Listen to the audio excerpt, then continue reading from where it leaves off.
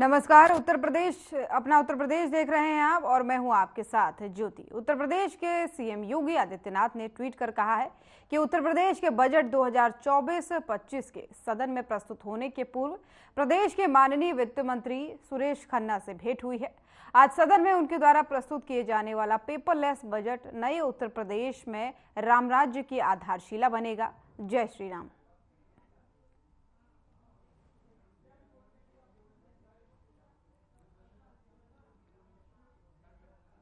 लखनऊ से आपको खबर बता रहे हैं, जहां पर बजट पेश होने से पूर्व सीएम योगी आदित्यनाथ ने ट्वीट किया था। उन्होंने कहा कि पेपरलेस बजट पेश होने से पूर्व वित्त मंत्री सुरेश खन्ना से मुलाकात की और इस मुलाकात के दौरान जो है पेपरलेस बजट पर चर्चा हुई। उन्होंने कहा कि ये जो बजट है वो उत्तर प्रदेश की नींव है और कई विकास के कार्य इससे होंगे। ट्वीट करते हुए उन्होंने मुलाकात के दौरान की तस्वीरें भी ट्वीट की हैं और तस्वीरें आपकी स्क्रीन पर है, जहां पर आप देख सकते हैं कि सुरेश खन्ना, वित्त मंत्री और सीएम योगी आदित्यनाथ ने मुलाकात की है।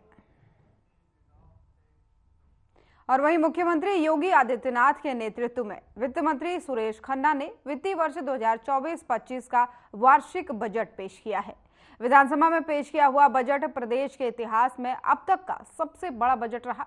बजट का आकार 7,36,437 करोड़ 71 लाख रुपए है। वहीं वित्त मंत्री सुरेश खन्ना जब बजट पेश कर रहे थे तो मौजूदा सभी मंत्री उनकी बातों को ध्यान से सुन रहे थे। हमारी नीतियां विशेष रूप से युवा, महिला, किसान व गरीबों के उत्थान को समर्पित हैं। ये तथ्य सभी को ज्ञात है कि हमारे तेजस्वी मुख्यमंत्री माननीय योगी आदित्यनाथ जी के कुशल नेतृत्व में प्रदेश में कानून व्यवस्था में अभूतपूर्व सुधार हुआ है। इसके साथ ही अवस्थापना और कनेक्टिविटी में उल्लेखनीय सुधार एवं विस्तार के फलस्वरूप वर्ष 2023 में संपन्न ग्लोबल इन्वेस्टर्स समिट के माध्यम से 40 लाख करोड़ रुपए के से अधिक के निवेश प्रस्ताव प्राप्त हुए हैं, जिनसे 1.10 करोड़ लोगों को रोजगार मिलेगा। प्रदेश में संगठित अपराध का सफाया हो चुका है और औद्योगिक क्षेत्र तीव्र गति से आगे बढ़ रहा है। प्रदेश में एमएसएमई की 96 लाख इकाइयां हैं। आज प्रदेश के उद्यमियों द्वारा लगभग 2 लाख करोड़ रुपए का निर्यात किया जा रहा है। ईज ऑफ डूइंग बिजनेस की रैंकिंग में प्रदेश पहले 14वें स्थान पर हुआ करता था, आज देश के दूसरे स्थान पर है। आज उत्तर प्रदेश भारत का अग्रणी विकासशील प्रदेश बन चुका है। हमारी सरकार अब तक लगभग 6 करोड़ व्यक्तियों को गरीबी से बाहर निकालने में सफल रही है। आज प्रदेश में बेरोजगारी दर केवल 2.4% रह गई है। प्रदेश सरकार द्वारा सेमीकंडक्टर नीति को मंजूरी दी गई है। ये नीति प्रदेश में सेमीकंडक्टर इकाइयों की स्थापना एवं विकास का मार्ग प्रशस्त करेगी, जिससे देश और विदेश से प्रदेश में बड़े पैमाने पर निवेश प्राप्त होगा। ऐसी नीति लाने वाला उत्तर प्रदेश देश का चौथा राज्य बन गया है। लखनऊ में दिल्ली की तर्ज पर एरो सिटी विकसित किए जाने की योजना है, जो लगभग 1500 एकड़ में विकसित की जाएगी। इससे 7 सितारा होटल, पार्क, विश्व स्तरीय कन्वेंशन सेंटर जैसी सुविधाएं उपलब्ध होगी। प्रदेश सरकार द्वारा हीरो फ्यूचर एनर्जीज के साथ 4000 करोड़ रुपए के निवेश का MOU हस्ताक्षरित किया गया है, जिसके अंतर्गत संस्था द्वारा प्रदेश में नवीकरणीय ऊर्जा एवं क्लीन टेक्नोलॉजी परियोजना में निवेश किया जाएगा। प्रदेश सरकार द्वारा हैदराबाद में फार्मा कॉन्क्लेव का सफल आयोजन किया गया, जिसके परिणाम स्वरूप बड़ी फार्मा कंपनियों द्वारा उत्तर प्रदेश में निवेश करने में रुचि दिखाई जा रही है। हैदराबाद में आयोजित विंग्स इंडिया अवार्ड 2024 में उत्तर प्रदेश को स्टेट चैंपियन इन एविएशन पुरस्कार से सम्मानित किया गया। मनोबल उत्तर प्रदेश आर्थिक सामाजिक विकास के हर क्षेत्र में नई ऊंचाइयों को प्राप्त कर रहा है। हमने इस नैरेटिव को सिरे से खारिज कर दिया कि उत्तर प्रदेश एक बीमारू प्रदेश है। हमने प्रदेश की जनता में, प्रदेश की मेधा में अपार संभावनाओं को देखा और बड़े आत्मविश्वास के साथ माननीय मुख्यमंत्री जी के नेतृत्व में विकास गाथा की रचना की है। हौसले दिल में जब मचलते हैं, आंधियों में चिराग जलते हैं। मान्यवर, जैसा मैंने प्रारंभ में कहा है कि हमारी नीतियां विशेष रूप से युवा, महिला, किसान, व गरीबों के उत्थान को समर्पित हैं। मैं इस क्रम में संक्षिप्त ब्यौरा प्रस्तुत करना चाहता हूं। किसान डार्क जोन में नए निजी नलकूप कनेक्शन देने पर लगे प्रतिबंध को हटा लिया गया है।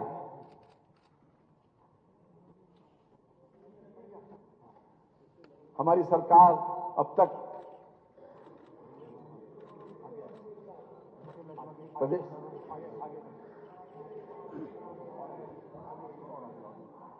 ठीक चल नहीं रहा।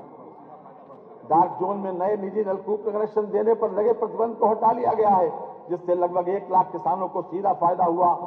बुंदेलखंड क्षेत्र में एकल रबी फसल की सिंचाई हेतु सीजनल टैरिफ का लाभ एवं अस्थायी विद्युत संयोजन की सुविधा प्रदान की गई। वर्ष 2023-24 में माह अक्टूबर 2023 तक लगभग 37 लाख किसान क्रेडिट कार्ड का वितरण कराया गया। प्रधानमंत्री फसल बीमा योजना के अंतर्गत वर्ष 2022-23 के लगभग 10 लाख बीमित कृषकों को माह अक्टूबर 2023 तक 831 करोड़ रुपए की क्षतिपूर्ति का भुगतान किया गया। प्रधानमंत्री किसान सम्मान निधि योजना के अंतर्गत दिसंबर 2023 तक लगभग 63,000 करोड़ रुपए की धनराशि डीबीटी के माध्यम से 2 करोड़ 62 लाख कृषकों के खातों में हस्तांतरित की गई। प्रधानमंत्री किसान मान धन योजना के अंतर्गत प्रदेश के लघु एवं सीमांत कृषकों को 60 वर्ष की आयु प्राप्त करने पर पुरुष एवं महिला दोनों के लिए 3,000 रुपए की सुनिश्चित मासिक पेंशन प्रदान की जा रही है। वर्तमान सरकार द्वारा वर्ष 2017 से 29 जनवरी 2024 तक लगभग 46 लाख टन गन्ना किसानों को 2,33,793 करोड़ रुपए से अधिक का रिकॉर्ड गन्ना भुगतान कराया गया। ये गन्ना मूल्य भुगतान इसके पूर्व के 22 वर्षों के सम्मिलित गन्ना मूल्य भुगतान 2,01,519 करोड़ रुपए से भी 20,274 करोड़ रुपए अधिक है। पेराई सत्र 2023-24 के लिए गन्ने की अवगौती प्रजाति का मूल्य 350 रुपए से बढ़ाकर 370 रुपए, सामान्य प्रजाति का 340 रुपए से बढ़ाकर 360 रुपए तथा अनुपयुक्त प्रजाति का मूल्य 335 रुपए से बढ़ाकर 355 रुपए कर दिया गया है। महिला एवं बाल विकास निराश्रित महिला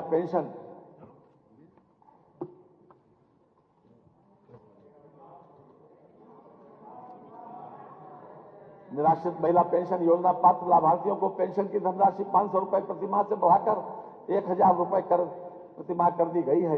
योजना में 2023-24 में प्रति तृतीय तिमाही तक 31,28,000 निराश्रित महिलाओं को लाभान्वित किया गया। मुख्यमंत्री कन्या सुमंगला योजना के अंतर्गत पात्र बालिकाओं को 6 विभिन्न श्रेणियों में कुल 15,000 रुपए की सहायता प्रदान की जा रही है। वित्तीय वर्ष 2019-20 से 2023-24 तक 17.82 लाख लाभार्थियों को इस योजना से लाभान्वित किया जा चुका है। महिला किसान सशक्तिकरण परियोजना के अंतर्गत वित्तीय वर्ष 2024-25 में 200 उत्पादक समूहों का गठन करके तकनीकी सहयोग प्रदान किया जाना लक्षित है। उत्तर प्रदेश रानी लक्ष्मीबाई महिला एवं बाल सम्मान कोष के अंतर्गत 1 लाख रुपए से 10 लाख रुपए की आर्थिक क्षतिपूर्ति प्रदान किए जाने की व्यवस्था है। प्रदेश के 117 विकास खंडों में 124 ग्रामीण स्टेडियम मल्टीपर्पज हॉल का निर्माण किया गया है। प्रदेश की ग्राम पंचायतों में 53,800 युवक मंगल दल एवं 51,300 महिला मंगल। और वहीं मुख्यमंत्री योगी आदित्यनाथ ने बजट को लेकर के प्रेस कॉन्फ्रेंस की है। सीएम ने इस दौरान क्या कुछ कहा है, सुनाते हैं आपको। 2024-25 के देश की सबसे बड़ी आबादी के राज्य उत्तर प्रदेश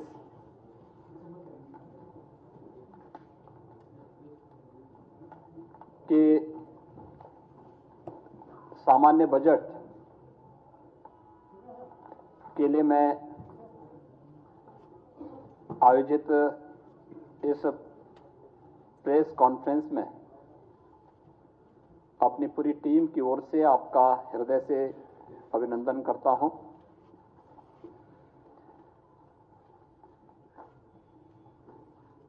मेरे वरिष्ठ सहयोगी वित्त और संसदीय कार्य मंत्री श्री सुरेश खन्ना जी ने अपना 5वां बजट आज उत्तर प्रदेश विधानसभा में प्रस्तुत किया। जैसा कि आप सब जानते हैं कि हमारी सरकार का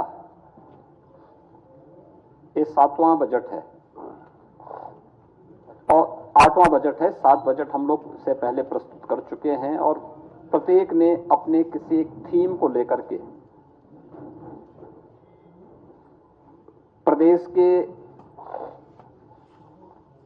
लोक मंगल के लिए उस बजट को प्रस्तुत किया है। हमारा पहला जो बजट था वह 17-18 का, वह प्रदेश के अन्नदाता किसानों को समर्पित था। 2018-19 का बजट हम लोगों ने प्रदेश के इंफ्रास्ट्रक्चर और इंडस्ट्रियल विकास के लिए, औद्योगिक विकास के लिए हम लोगों ने समर्पित किया था। 2019-20 का हमारा प्रदेश का बजट मातृशक्ति को समर्पित करते हुए, मिशन शक्ति के अभियान को आगे बढ़ाते हुए महिला सशक्तिकरण के लिए हम लोगों ने समर्पित किया था। 2020-21 का बजट प्रदेश के युवा ऊर्जा को समर्पित था। 21-22 का बजट प्रदेश के स्वावलंबन से सशक्तिकरण के इस अभियान को समर्पित था और 22-23 को अंत्योदय से आत्मनिर्भरता का प्रदेश का बजट रहा है। वर्ष 23-24 का बजट हमारी सरकार ने त्वरित एवं सर्वसमावेशी विकास के लिए समर्पित किया। तो आज का जो बजट है, जो हमारे वित्त मंत्री जी ने प्रस्तुत किया है, वह बजट प्रभु श्री राम को समर्पित करते हुए लोक मंगल की उन भावनाओं को समर्पित किया कि यही मह आदि मध्य अवसाना प्रभु प्रतिपाद्य राम भगवाना। तुलसीदास जी के इन शब्दों में कि बजट की शुरुआत में, बजट के मध्य में और अंत में भी प्रभु श्री राम हैं। उनके विचार में, उनके संकल्प में एक एक शब्द में श्री राम हैं, क्योंकि श्री राम लोक मंगल के पर्याय हैं और यह बजट भी लोक मंगल को समर्पित करते हुए प्रदेश के समग्र और संतुलित विकास का उत्तर प्रदेश का एक आर्थिक दस्तावेज है। मैं इसके लिए वित्त मंत्री, अपर मुख्य सचिव वित्त और उनकी पूरी टीम को इस समग्र विकास और समग्र एवं संतुलित विकास की अवधारणा को सार्थक बनाने के उद्देश्य से प्रस्तुत इस बजट के लिए हृदय से बधाई देता हूं। मित्रों, हम सब जानते हैं कि आस्था, अंत्योदय और अर्थव्यवस्था को जो समर्पित हमारा आज का ये बजट है, ये अब तक का उत्तर प्रदेश का सबसे बड़ा बजट है। 7,36,437 करोड़ रुपए का ये बजट, यानी 7 लाख की सीमा को क्रॉस किया है। अगर आप देखेंगे 2023-24 की तुलना में बजट में 6.7% की वृद्धि इसमें की गई है। और अगर आप देखेंगे कि प्रदेश का जो बजट का आकार में जो बढ़ोतरी हुई है, यह बजट प्रदेश की अर्थव्यवस्था को विस्तार देने की डबल इंजन सरकार की जो प्रतिबद्धता है, आदरणीय प्रधानमंत्री जी का जो विजन है, उनके उस विजन को सबका साथ, सबका विश्वास, सबका विकास और सबका प्रयास, इन सब को समर्पित करते हुए डबल इंजन सरकार की प्रतिबद्धता को भी यह प्रस्तुत करता है। बजट में जो कुछ चीजें हैं जो हम सब के लिए बहुत महत्वपूर्ण और मायने रखती है, वह है कि पहली बार 2,03,782 करोड़ 38 लाख रुपए कैपिटल एक्सपेंडिचर के लिए बजट में प्रावधान किया गया है। यानी यह इस बात को प्रदर्शित करता है कि इंफ्रास्ट्रक्चर पे जब पैसा खर्च होगा तो वह रोजगार का सृजन भी करेगा और अर्थव्यवस्था को उतनी ही सुदृढ़ भी करेगा। हमारी सरकार प्रारंभ से ही इस बात पर ध्यान देती रही है कि हमें समग्र विकास की अवधारणा पर कार्य करना है, पिक एंड चूज नहीं। उस समग्र विकास की अवधारणा का ही परिणाम है कि आज उत्तर प्रदेश सरकार के बजट के दायरे को हम बढ़ाने में सफल हुए। अगर 16-17 की तुलना में प्रदेश की जीडीपी को अगर आप देखेंगे, ये लगभग 12-12.5 लाख करोड़ रुपए की थी और अब उत्तर प्रदेश की जो हम लोग 24-25 में जीडीपी की बात करेंगे, वह 25 लाख करोड़ रुपए, यानी लगभग दुगनी से अधिक वह उत्तर प्रदेश की जीडीपी को बढ़ाने में सफल होगी। इसके साथ ही प्रदेश के अंदर जिन अन्य मुद्दों पर हम लोगों ने फोकस किया, उसमें इस दौरान प्रति व्यक्ति आय को दोगुना करने में हमें सफलता प्राप्त हुई है। उत्तर प्रदेश जो देश की 2016-17 में छठी अर्थव्यवस्था थी, आज वह नंबर 2 की अर्थव्यवस्था देश की बन चुकी है। हम इसमें सफल इसलिए हुए क्योंकि हमने कर चोरी को रोका, रिफॉर्म किए, रेवेन्यू लीकेजेस को हर स्तर पर समाप्त करने के लिए जो भी उपाय हो सकते थे, सरकार ने, विभिन्न विभागों ने इसके लिए कार्य किया और आज उसका परिणाम है कि उत्तर प्रदेश एक रेवेन्यू सरप्लस प्रदेश बना है। प्रदेश में पिछले 7 वर्ष में राजस्व में हमने कई गुना वृद्धि की है, बिना कोई अतिरिक्त कर लगाए हुए, यानी कॉमन मैन को टच किए बगैर उन्हें लोक कल्याणकारी योजनाओं के साथ जोड़ते हुए हम प्रदेश को रेवेन्यू सरप्लस स्टेट बनाने में सफल हुए हैं। और बजट की सबसे बड़ी खासियत यह है कि भारत सरकार के द्वारा, रिजर्व बैंक के द्वारा जो निर्धारित राजकोषीय घाटा FRBM की लिमिट है 3.5, हमारा यह बजट उस सीमा के अंदर 3.46% तक हमारा यह राजकोषीय घाटे को नियंत्रित करने और एक सफलता की उन ऊंचाइयों को प्रस्तुत करता है, जो हमारी इस बात को प्रस्तुत करता है कि सरकार का जो विजन था कि सुरक्षा, विकास और सुशासन, और बजट में है राजकोषीय अनुशासन। राजकोषीय अनुशासन के लिए भी, यानी हमने विकास भी किया है, सुरक्षा भी दी है, सुशासन के लक्ष्यों को भी प्राप्त किया है, लेकिन साथ साथ अपने बजट को राजकोषीय संतुलन को बनाए रखने के लिए, उस अनुशासन को बनाए रखने के लिए भी पूरी प्रतिबद्धता और ईमानदारी के साथ काम किया है और वह आपको इस बजट में भी देखने को मिल रहा होगा।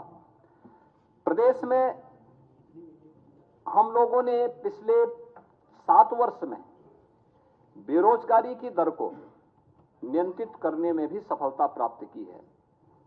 जब 16-17 में प्रदेश के अंदर अनएम्प्लॉयमेंट रेट 19.2% से ऊपर था, 19.2% से अधिक था, आज ये घट करके 2.4% के आसपास है। यानी हम उसको नियंत्रित करने में हमें सफलता प्राप्त की है। हमने रोजगार के नए अवसर सृजित किए हैं, प्रदेश में औद्योगिक निवेश के नए वातावरण का सृजन किया है, एमएसएमई यूनिट्स को पुनर्जीवित किया है। एक जनपद एक उत्पाद और विश्वकर्मा श्रम सम्मान जैसी योजनाओं ने उत्तर प्रदेश को राष्ट्रीय फलक पर एक नई पहचान भी दिलाई है। और उत्तर प्रदेश में जो बैंकों के साथ ऋण जमा अनुपात सीडी रेशो जो यूपी का था, जो 44% था, आज वह बढ़कर के 57% से अधिक हो चुका है। ये चीजें दिखाती हैं कि उत्तर प्रदेश इस दिशा में बेहतर कार्य कर रहा है। प्रदेश में गरीब कल्याण, महिला सशक्तिकरण, युवाओं के उज्जवल भविष्य और अन्नदाता किसानों की समृद्धि पर हम लोगों ने निरंतर फोकस किया है। ये सभी सेक्टर हैं जिन पर लगातार हम लोग कार्य कर रहे हैं। और इस बजट में कुछ चीजें जो बहुत महत्वपूर्ण हैं उनमें से कि 24,863 करोड़ 57 लाख रुपए की नई परियोजनाएं भी हम आज इसके साथ जो इस बजट के साथ जोड़ रहे हैं। युवाओं के लिए मुख्यमंत्री युवा उद्यमी विकास अभियान एक नई योजना हम प्रारंभ करने जा रहे हैं। इसमें अपने प्रदेश के युवाओं को स्वरोजगार से जोड़ने के लिए, नए सूक्ष्म उद्यमों की स्थापना के लिए, ग्रामीण और शहरी क्षेत्र में रोजगार सृजित करने के उद्देश्य से एक नई पहल की जा रही है, जिसमें ब्याज मुक्त ऋण की सुविधा उन नए उद्यमियों को प्रदेश के अंदर सरकार उपलब्ध करवाएगी। ये सीमा हम 5 लाख रुपए तक की ब्याज यानी 5 लाख रुपए तक की पूंजी पर करने जा रहे हैं। उसमें ब्याज मुक्त ऋण हम उन्हें उपलब्ध करवाने की व्यवस्था करने जा रहे हैं। दूसरा, प्रदेश में रोजगार प्रोत्साहन कोष के गठन की कार्रवाई, जिसमें ट्रेनिंग, इंटर्नशिप और अप्रेंटिसशिप की स्कीम को वित्त पोषण की कार्रवाई के साथ हम इसके साथ जोड़ेंगे।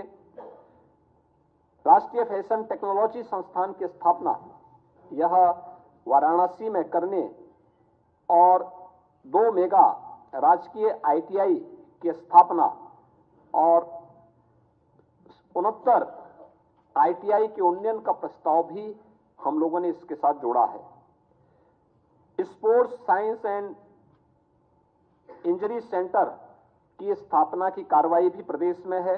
वरिष्ठ नागरिक कल्याण कोष की स्थापना और आंगनबाड़ी के उन्नयन की, जो लगभग 22,000 से अधिक आंगनबाड़ी हैं और आंगनबाड़ी केंद्र, मिनी आंगनबाड़ी केंद्र हैं, उनको मुख्य आंगनबाड़ी केंद्र के रूप में अपग्रेड करने की कार्रवाई को हमने आगे बढ़ाया है।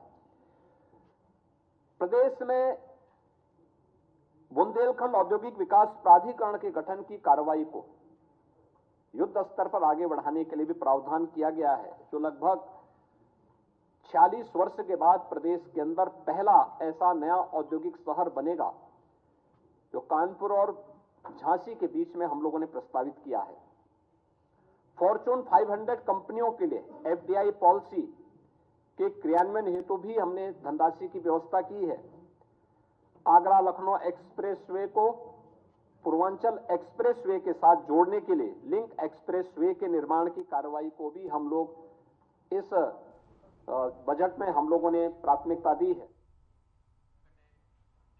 और सिक्योरिटी बियॉन्ड टुमारो में केंद्रीय गृह मंत्री अमित शाह ने संबोधित किया है। क्या कुछ कहा है, सुनाते हैं आपको। और उस भ्रष्टाचार, परिवारवाद और तुष्टीकरण, ये तीनों नासूर से भारत की डेमोक्रेसी को हमेशा के लिए मुक्त करने का काम नरेंद्र मोदी गवर्नमेंट ने किया है और हमारी डेमोक्रेसी बहुत मजबूत हुई है। मित्रों, मैं ये 10 साल के अंदर भ्रष्टाचार, गरीबी उन्मूलन, हेल्थ के क्षेत्र में, अंतरिक्ष के क्षेत्र में, इंफ्रास्ट्रक्चर के क्षेत्र में, इन्वेस्टमेंट के लिए और आंतरिक और बाह्य सुरक्षाओं में ढेर सारा परिवर्तन आया है। मैं सिर्फ इस विषय को समाप्त करते हुए एक ही सक्सेस स्टोरी बताना चाहता हूं। बाद में मैं इंटरनल सिक्योरिटी पर बात करूंगा। डिजिटल इंडिया की सक्सेस स्टोरी, यूपीआई की सक्सेस स्टोरी। 2023 में 166 ट्रिलियन भारतीय रुपये के 103 बिलियन डिजिटल ट्रांजैक्शन यूपीआई के माध्यम से हुए हैं और टोटल दुनिया के डिजिटल ट्रांजैक्शन में से 46% भारत में हुए हैं। मैं मानता हूं इसके लिए विश्व में कोई कल्पना नहीं कर सकता था कि 10 साल के अंदर भारत इतनी आमूलचूल परिवर्तन कर लेगा। 2022-23 में टोटल भुगतान का 62% यूपीआई के माध्यम से हुआ। 17-18 में 1000 बिलियन से बढ़कर आज 14,000 बिलियन, लगभग 168% का ग्रोथ रेट भारत ने डिजिटल ट्रांजैक्शन में अचीव किया है। दुनिया के कई देश आज यूपीआई को एक्सेप्ट कर रहे हैं। 2 दिन पूर्व ही फ्रांस ने एफिल टावर से वहां पर यूपीआई को लॉन्च किया। भूटान, ओमान, यूएई और सिंगापुर भी इसको अपने यहां स्वीकार कर चुके हैं। तो केंद्रीय गृह मंत्री अमित शाह को सुन रहे थे आप। अपना उत्तर प्रदेश में फिलहाल इतना ही। नमस्कार।